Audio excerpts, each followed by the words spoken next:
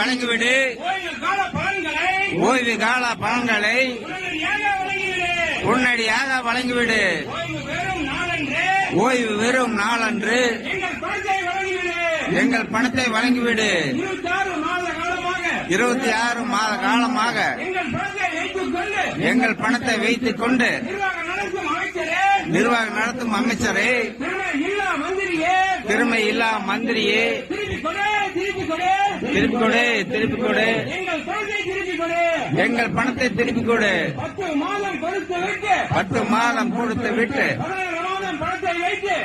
மாதம் பணத்தை வைத்து எங்கள் வயிற்றில் அடிக்காது. ஓய்வு பெற்றவை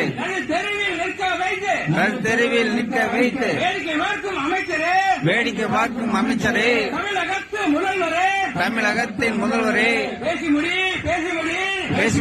பேசி முடி, எங்கள் பிரச்சனை பேசி முடி. தேர்தல் கால வாக்குறுதி 100 நாள் பிரச்சனையை தீர்ப்பதாக சொன்னீர்களே.